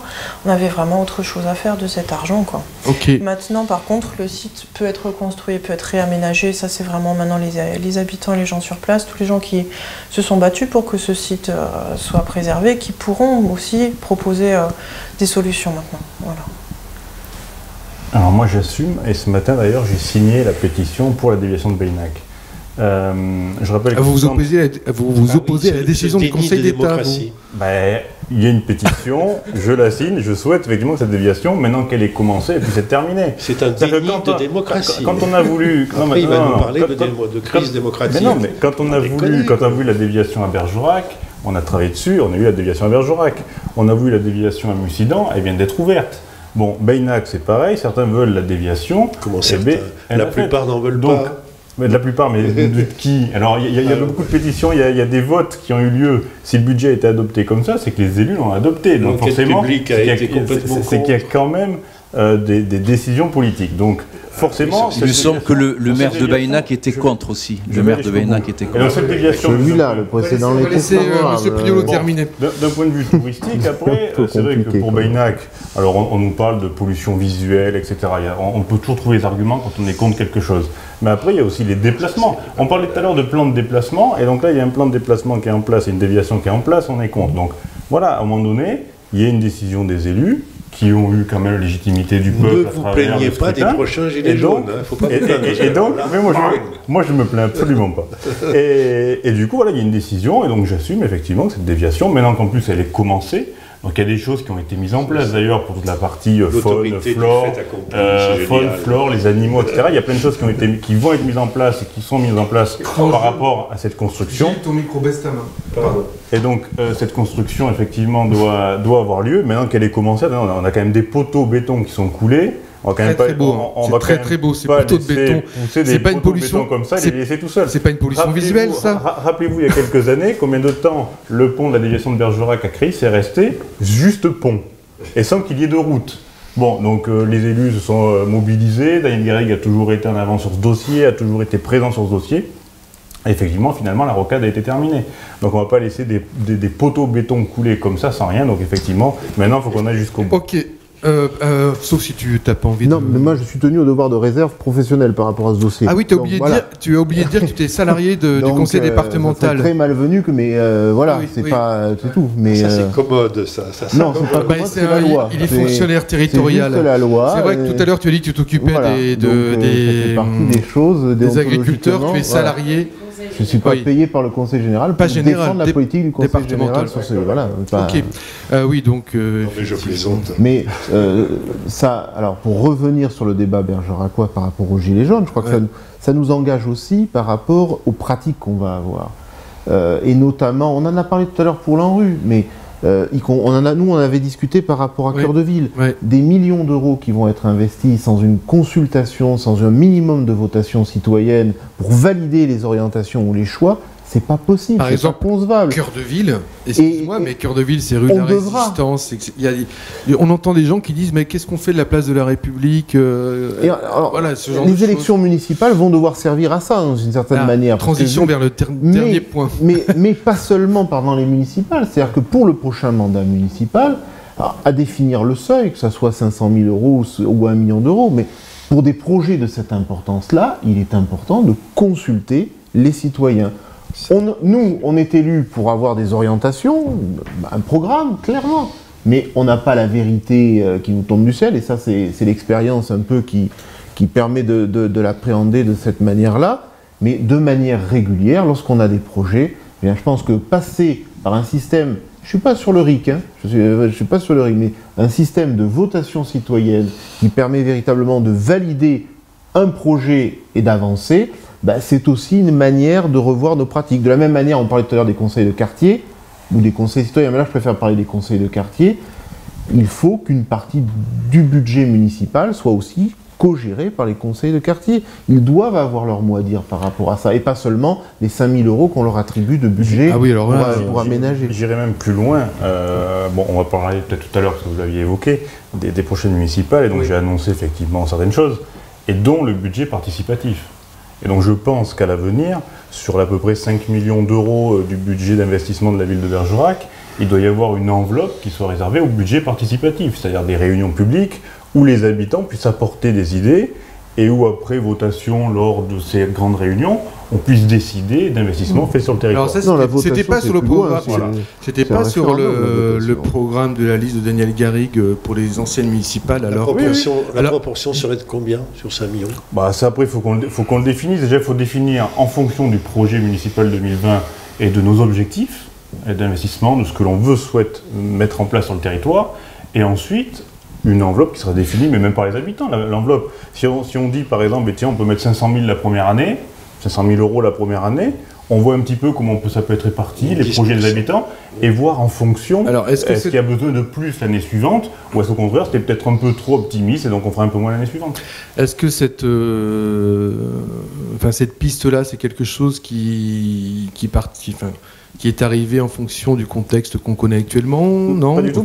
Moi, j'ai annoncé ma candidature dès le début du mois d'octobre, et dès le début du mois d'octobre, j'ai annoncé la participation des habitants. Et est-ce que vous allez l'accompagner d'une procédure de tirage au sort? Non. Pas du tout, c'est pas quelque chose qui vous... Non. Ok. Bon, on l'a vu d'ailleurs en parlant de tirage au sort sur le début des conseils citoyens. Oui, pour voir comment ça a été fait aussi. Ça avait été fait par tirage au sort et finalement les gens ne sont pas venus, donc on est reparti sur un modèle un peu différent. Il faut un accompagnement, je veux dire, la façon dont ça a été réalisé, c'était assez... Oui, et puis il y avait la guerre entre la ville et la ville en plus, donc c'était un contexte totalement... Évidemment, le tirage au sort, il y a un accompagnement à faire.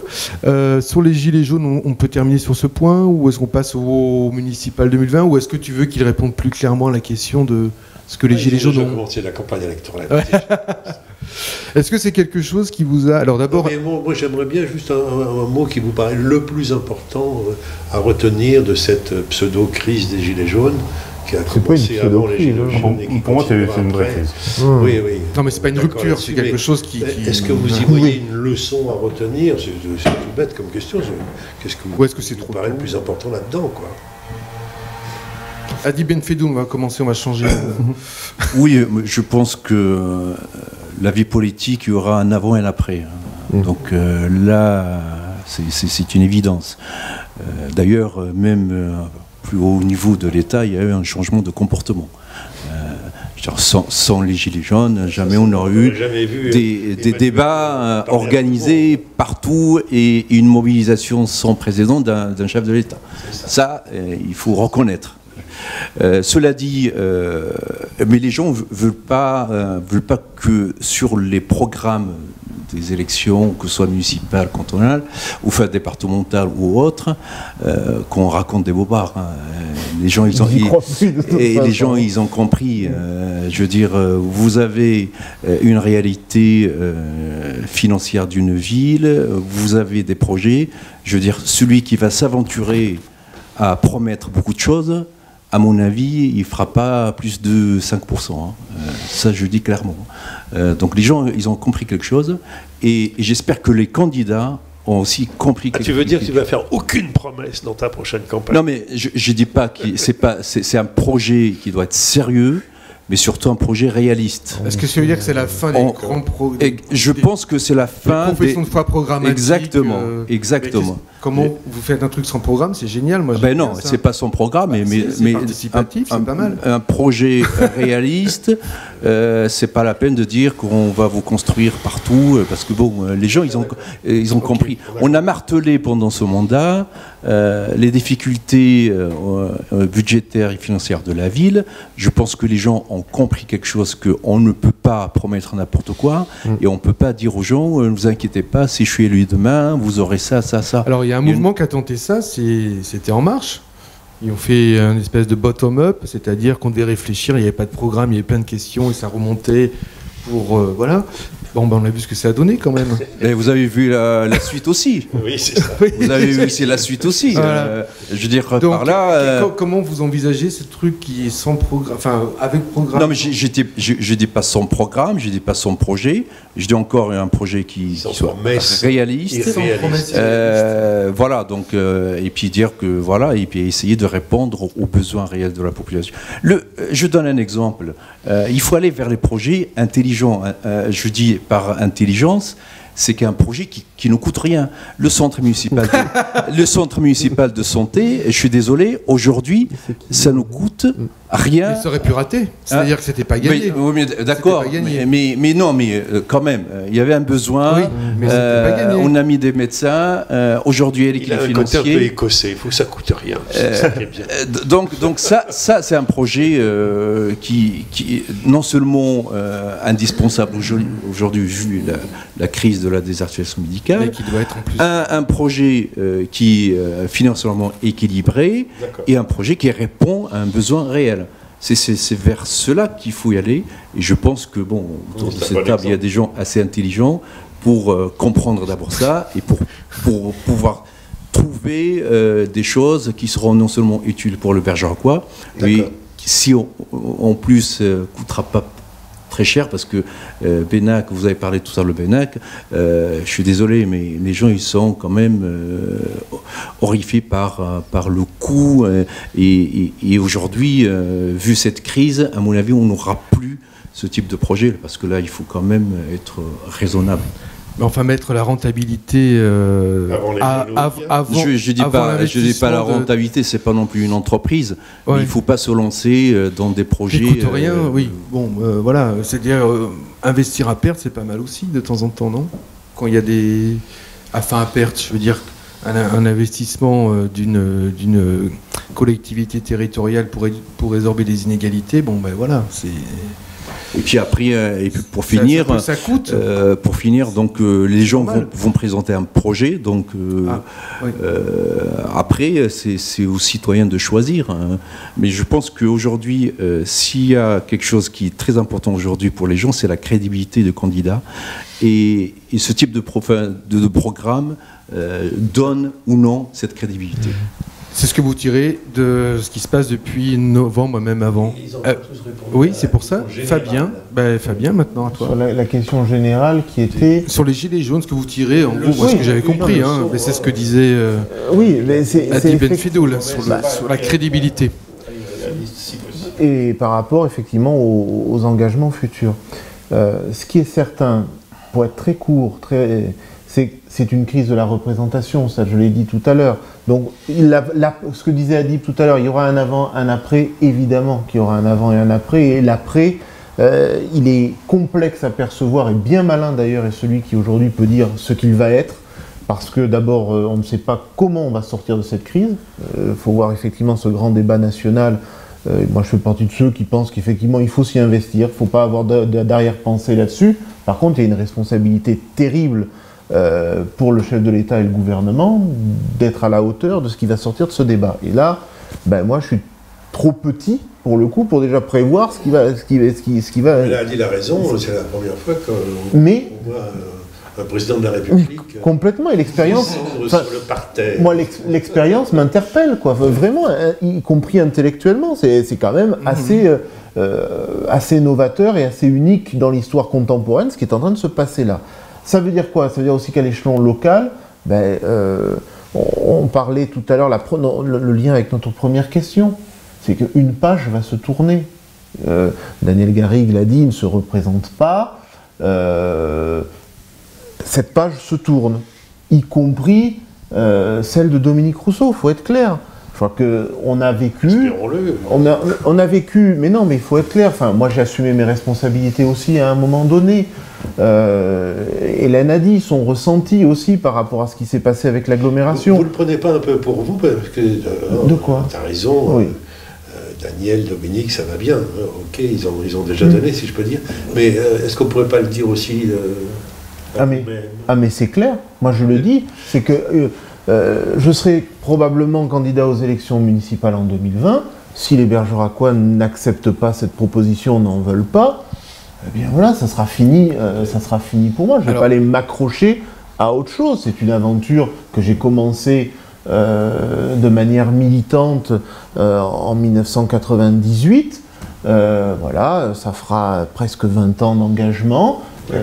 J'aurai 40 ans, c'est la moitié de ma vie dans tous les sens du terme. Je ne vais pas m'accrocher éternellement. Donc, manifestation anti-Le Pen d'IMJS. Exactement, voilà, tu vois. Mais il y avait 10 personnes dans les rues. Mais oui, et puis il fallait continuer. Et c'est comme ça qu'on se façonne aussi une expérience et un engagement. Et donc par rapport à cette crise des Gilets jaunes, il y a un moment donné, soit on essaie d'assumer de tourner cette page. On tourne cette page, on a le courage de s'engager effectivement dans un processus profond de changement, mais ce changement, il est là pour redonner confiance. Voilà, pas sans la lire. Et la confiance, elle n'est pas acquise d'office. Moi, je suis toujours membre du Parti Socialiste. Je n'ai pas de responsabilité dans ce parti, mais j'en suis toujours membre. Mais je sais très bien que ce n'est pas les appareils politiques qui vont se relever de cette crise-là. Donc la confiance, elle n'est pas acquise, loin de là, donc il faut la redonner. Mais confiance en celui qui va devenir maire et confiance dans notre propre ville. Parce que c'est là où se joue l'enjeu de ce mandat. Et les propositions donc, qu'on va pouvoir faire trouver et faire émerger autour notamment d'un projet alimentaire de territoire. Comment, ce que disait Hélène tout à l'heure, comment offrir un repas par jour aux enfants dans nos cantines en 100% bio, parce qu'on est sûr que ce repas-là, il sera de qualité. C'est non seulement un devoir social, mais c'est aussi un devoir d'attractivité. Mais ça, alors évidemment, ça a un coût. Mais ça a un tel bénéfice derrière que c'est un choix qui doit être prioritaire parce que c'est le cadre de vie. Et dans le lien qu'on va avoir avec la population, c'est de se dire aussi à un moment donné, on ne se revoit pas que le jour de l'élection. C'est comment on co-construit tout au long du mandat le programme municipal et comment aussi on rend des comptes. Et comment on met en place notamment un observatoire citoyen avec des personnalités neutres et indépendantes et qui annuellement émettront un rapport sur ce qui a été accompli par l'équipe municipale de manière totalement objective et que ça soit présenté publiquement. Ok, on sent des pistes. Ça, c'est des mécanismes qui vont être mis en place. On sent des pistes. Ouais, on sent des pistes qu'on pourra reprendre. Dire, quand même, juste pour finir sur les gilets jaunes, comme je ne me suis pas non plus forcément... Voilà. Moi, je trouve que c'est vraiment une situation qui bouscule les pratiques habituelles et je trouve ça très très bien, vraiment dans ce sens-là. C'est maintenant qu'on peut aller parler avec ces gens peut-être qui se sont finalement abstenus ces dernières années aussi aux élections. Peut-être que le gros... Pas tous. Déçus, ouais. Mais en tout cas, voilà, peut-être que justement les débats qui vont s'ouvrir à partir du mois prochain, avec tous les, par exemple sur Bergerac, sur d'autres communes, Par contre, sur la CAB, je me suis permis d'aller voir sur le site, alors ça n'a peut-être pas référencé, mais à part Prix-Gonrieux, il n'y a pas de débat pour l'instant public organisé. Il va y par la avoir un commune. ombrage. Oui. Voilà, mais en tout cas, bon, le mouvement commence là. Les gens sont dans la rue, ils sont dignes, ils sont graves, ils disent voilà, on veut de la justice sociale, on veut pouvoir vivre dignement. On vit ici, on vit sur ces territoires et on veut être aussi représenté, pouvoir être. Ce que je trouve vraiment aussi intéressant jusqu'à présent, c'est qu'ils refusent d'avoir des leaders. Ce mouvement change sans arrêt. Voilà, on croit saisir un référent et puis finalement ça change et puis on continue. Mais du coup, cette horizontalité te plaît beaucoup parce que c'est un peu ce qu'on défendait depuis longtemps. Oui, voilà, mais pourquoi pas essayer de travailler. Ta campagne électorale. Non, moi je me présenterai pas. Non, mais voilà, voyons aussi ce non, mais cette horizontalité pour toi, elle n'est pas nouvelle. C'est ça que je veux dire. Elle est nouvelle, si, dans le sens où il y a quand même des gens qui se parlent d'horizons très divers. Et qui acceptent de se parler et qui continuent à accepter de se parler. Et moi, je trouve la longueur du mouvement, pour un mouvement de gens qui ne se connaissaient pas avant, qui n'ont pas forcément fait de militantisme. Hein. On a certains, effectivement, des gens de syndicats ou des gens de partis politiques, mais il y a beaucoup de gens qui c'est leur première fois, leur première. Certains sociologues disent que là, le lien social, pour le coup, qui avait disparu, se recrée. On l'a vu sur des ronds-points. Les jeunes, moi je suis intervenu tout à l'heure en parlant de crise, crise sociale, crise démocratique, crise politique. C'est vrai que dans les mairies, il a été mis un cahier des doléances. Et moi j'espère que ce sera aussi un cahier des espérances. Il faut espérer aussi, espérer mieux, qu'il y ait des propositions vraiment fortes qui en ressortent. Nous, on va effectivement organiser 6 réunions publiques dans chacun des quartiers avec le maire de Bergerac et la municipalité. On va faire remonter après toutes les informations, toutes les propositions qui auront été faites. Et après, on verra ce que va en faire le gouvernement et le président de la République. Ça aussi, c'est une question que l'on a. C'est-à-dire qu'il peut y avoir énormément d'organisations sur le territoire de ces différents débats. Après, c'est qu'est-ce qui va en sortir derrière au niveau national. Donc ça, c'est important. Donc moi, vraiment, ce que je veux, c'est vraiment une espérance quand même pour le citoyen, parce que ça, c'est important. Doléance, c'est une espérance. Et attention, quand on parle de gilets jaunes, on est d'accord qu'ici, à Bergerac, on a des gilets jaunes qui étaient présents en nombre, qui ont manifesté, mais dans le calme et dans le respect de tous. Ça n'a pas été le cas dans certaines villes de France où il y a pu y avoir des choses qui n'étaient pas... Le résultat le plus chouette, ce ne serait pas qu'au fond, au municipal, vous mettiez, vous 4 et quelques autres, sur la même liste. Parce que je n'ai pas trouvé une seule faille entre vous. Si, il y a quand même des différences. Plus ou moins d'accord. Enfin, il est plutôt contre Benac, toi tu es plutôt pour. Enfin, c'est pas. Non, par rapport aux finances, aux dépenses. Alors la question, la vraie question. Il n'y pas au fond une seule liste municipale. Mais justement, la vraie question pour moi concernant les gilets jaunes. Qu'est-ce qui va se passer après? Parce que c'est bien de sortir et manifester, mais à un moment donné, peut-être il faut être responsable et peut-être se présenter devant le peuple. Et c'est là la difficulté, parce qu'on voit comment ça se passe aujourd'hui au niveau national, et la difficulté de se structurer. Parce que bon, c'est facile de sortir, dire on n'est pas d'accord, mais à un moment donné, il faut aller devant le peuple, peut-être monter une liste, pourquoi pas au municipal. Non mais attendez, excuse-moi. Oui, mais d'accord. Gilles, s'il te plaît, juste un truc. Quand vous dites ça, tous les deux, vous avez profité des appareils. Pour vous, c'était simple quand même de se présenter. Vous aviez les appareils de parti pour certains. Non, ok, on va pas entrer dans la. D'accord. 3 fois avec un appareil où j'ai perdu, et une fois sans appareil où on a gagné. Donc effectivement, sur les appareils, on peut en parler. Oui, bon, la liste Garrigue, c'est encore autre chose. Mais ce que je veux dire, d'abord, il y a un problème de coût financier. Enfin, je veux dire, ça coûte aussi de se présenter. Donc là, il y a aussi des choses qu'on pourrait revoir. Et puis c'est vrai. Est-ce que vous connaissez aujourd'hui des partis qui sont riches? Est-ce que les partis bénéficient quand même? Attendez. On parle des gilets jaunes, mais il y a aussi une grosse crise, c'est la crise des partis. Et aujourd'hui, je suis désolé, je préfère aujourd'hui se présenter sans étiquette qu'avec une étiquette. Quelle étiquette? Est-ce qu'il y a une étiquette gagnante aujourd'hui? Aucune. Je ne vous le fais pas dire. Aucune. Donc qu'on ne se présente pas en se disant j'ai choisi l'étiquette gagnante. Attendez, parce que l'histoire des partis, c'est terminé aussi. C'est terminé. Donc, pour 2020, vous voyez l'état de la droite, les Républicains, je suis désolé, il n'y a plus rien. Le PS, c'est pareil. Oui. Le seul parti qui c'est malheur de dé, c'est l'extrême droite. On ne sait pas du tout ce qu'ont donné les Verts aux européennes, ni les insoumis. On verra. Vous sous-entendez quand même que parti politique va avec financement. Dans votre question, vous dites, voilà. Mais moi, j'ai été candidat aux élections plusieurs fois et jamais le parti m'a donné 1 euro. C'est-à-dire que c'est chaque candidat qui se paye sa campagne électorale, il fait plus de 5% du suffrage, il est remboursé à hauteur de 47% du plafond. Point. Les partis politiques, alors moi je ne sais pas quand vous avez été candidat par le passé, etc., mais il n'y a pas de financement, c'est vraiment les candidats localement qui se payent leur campagne. Mais la campagne a pu être remboursée parce que le pourcentage... qu'on soit tous d'accord, donc il y aura 35 personnes sur la liste à Bergerac. Nous, comment ça s'est passé à la dernière élection? Tous les candidats ont mis de l'argent. Oui, on a tous financé la campagne. Ensuite, on a déposé les comptes de campagne. Ils ont été validés. 1 an plus tard, on a eu le remboursement et chacun était remboursé quasiment de ce qu'il a apporté parce qu'on n'a pas déplacé la moitié du plafond. Je dis simplement que il y a quelques années, quand on était membre encarté d'un parti, c'était quand même plus facile de se porter candidat.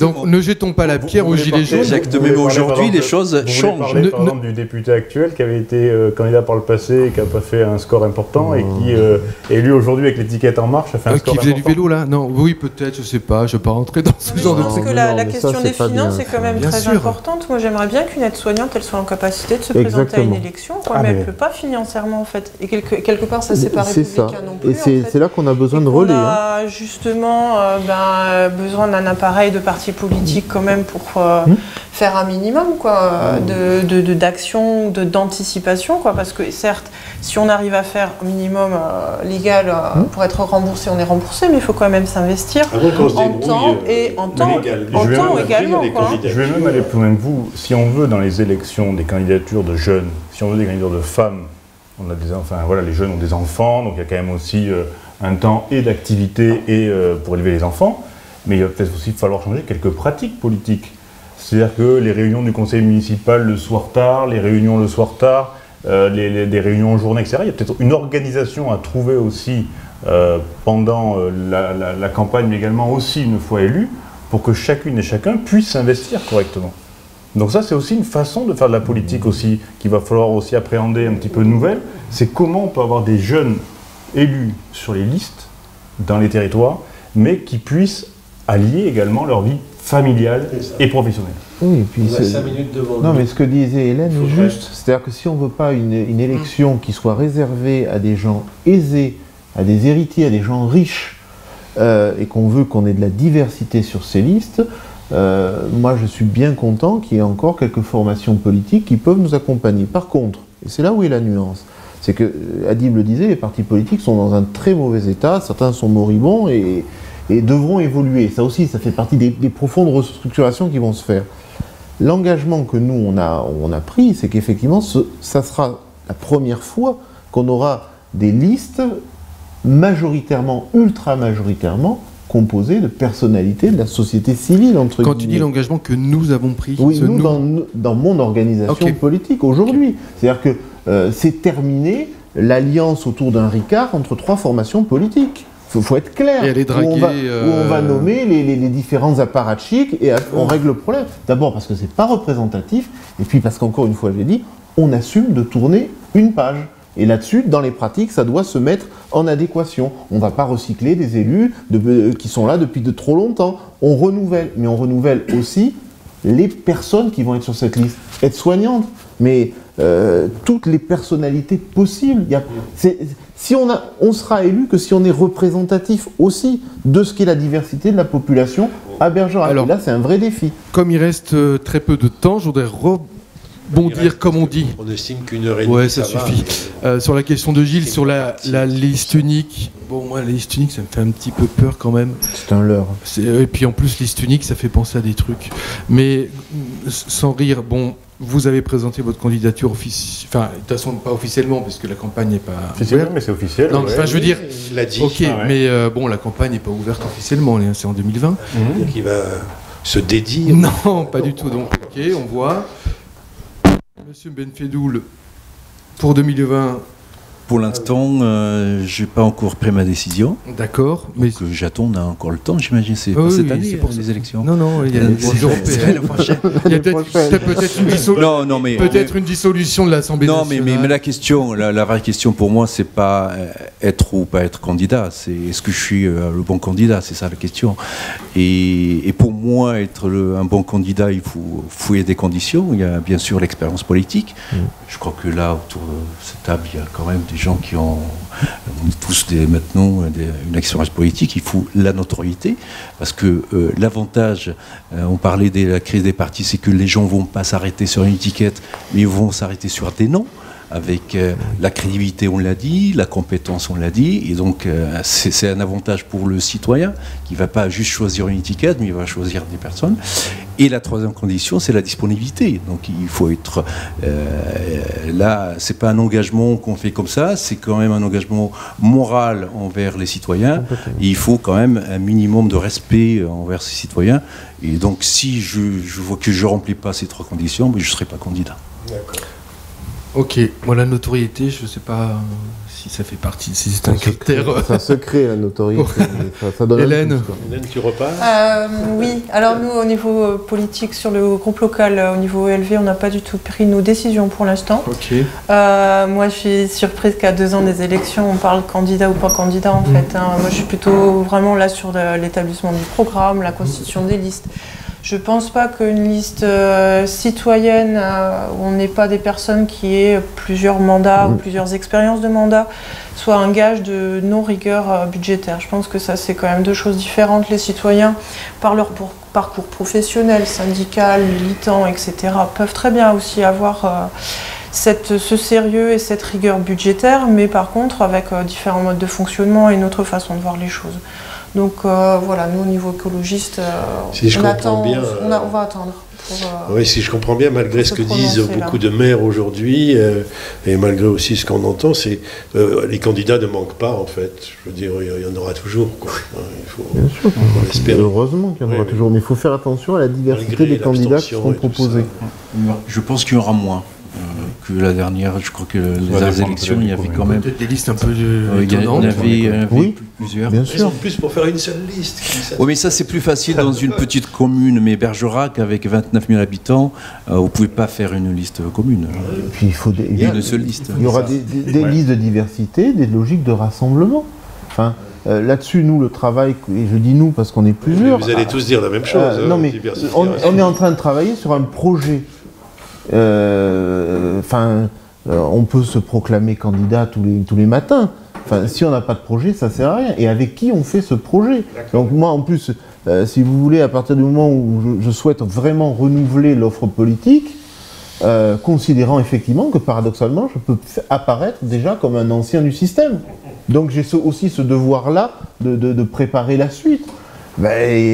Il faut que cette mayonnaise prenne en interne. Et tu peux être sur une liste sans être maire d'ailleurs. C'est aussi faire un tirage au sort sur les 35. Alors, le tirage, à un moment, non, sur le tirage au sort, il faut être sérieux. Et à un moment donné, il faut un maire. Il faut une direction. Il faut une direction. Si vous voulez ajouter un truc, c'est le moment. Donc sur les municipales, effectivement, j'ai annoncé ma candidature pour être tête de liste dès le début du mois d'octobre, avec un souhait, c'est de travailler au maximum avec les habitants du territoire. Et donc si on veut vraiment un projet ambitieux pour le territoire, de grands objectifs pour le territoire, forcément il doit être travaillé le plus tôt possible avec les habitants. Bon, après il faut être très clair, on est une majorité à la ville de Bergerac aujourd'hui, on a quand même des actions qui commencent à être mises en place et qui seront terminées sur le mandat suivant, on a des actions qui ont été commencées et terminées, on a un bilan qu'on va pouvoir défendre, et on a de grands objectifs pour l'avenir. Donc forcément, il est légitime et normal qu'on ait une personne de la majorité actuelle qui soit candidat, tête de liste. Donc ça, c'est important. Ensuite, effectivement, il faut renouveler. Bon, il faut renouveler les personnalités politiques autour de la table. Moi, je suis là sur mon premier mandat. C'est vrai que ça fait 14-15 ans que je suis engagé politiquement. J'ai occupé différentes responsabilités bénévoles et politiques. Et aujourd'hui, je souhaite être maire de Bergerac avec à mes côtés une liste diversifiée avec des personnes de compétences et d'expérience, et d'univers totalement divers. Et c'est vrai qu'aujourd'hui, il y a un travail qui est fait, un travail avec des élus sortants, qui souhaitent m'accompagner sur la liste ou qui souhaitent être candidats à mes côtés. Je fais un travail également avec des personnes extérieures qui aujourd'hui souhaitent m'accompagner pour le développement du territoire, qui seront peut-être candidates ou peut-être pas, mais il y a un vrai travail de fond qui est fait. Et la première réunion de table ronde, qui a eu lieu le 1er décembre, avec 4 thématiques, a montré l'envie d'un certain nombre de personnes de venir travailler à mes côtés. Et on avait des personnes totalement différentes, cette réunion, des personnes que je n'avais jamais vues dans des réunions publiques, jamais vues en opération pied d'immeuble, jamais vues dans des réunions de quartier, mais qui ont eu envie, peut-être pour la première fois, de s'investir. Alors c'est vrai que j'ai annoncé ce mode de travail participatif, de participation citoyenne avant les Gilets jaunes. Et avant les Gilets jaunes. Alors j'avais peut-être ressenti un peu le besoin du territoire aussi d'avoir l'envie de s'impliquer. Ségolène Royal avait déjà fait ça. La République en marche a fait ça. La réunion sera samedi prochain, le 2 février, où je recommence à la salle Jean-Bart cette fois-ci, avec 4 nouvelles thématiques qui seront débattues, où on fait un diagnostic du territoire, des propositions par les habitants. Derrière, avec l'équipe de campagne, on en fait des synthèses et on commence à rédiger le projet. Et donc ça, c'est important. Mais en même temps, en partant d'une campagne électorale, s'il n'y a pas un leader qui se dégage et qui organise un petit peu le travail et la liste, ça ne peut pas forcément marcher. Et moi, je veux que ça marche à mes côtés, derrière moi, et avec un maximum de personnes et de soutien. C'est contradictoire avec ce qu'on entend dans la rue aujourd'hui, mais bon, c'est pas... Enfin, une partie de ce qu'on entend dans la rue, je dis bien. Non, je ne crois pas. On va vous remercier tous les 4. Oui, c'était très sympa d'avoir échangé. Merci beaucoup pour votre invitation. Parce qu'on sait que tu es pressé, qu'il faut que tu t'en ailles. La vie associative. Merci pour l'invitation. Pour cet espace de débat, en tout cas. Désolé pour les emmerdements. Et à très bientôt, pour commencer quand vous voulez. Et tu as été synthétique dans tes questions.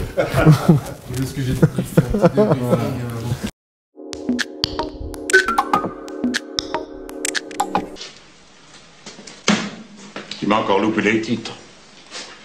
Je te demande pourtant pas grand-chose, m'enregistrer le journal quand j'ai conseil d'administration.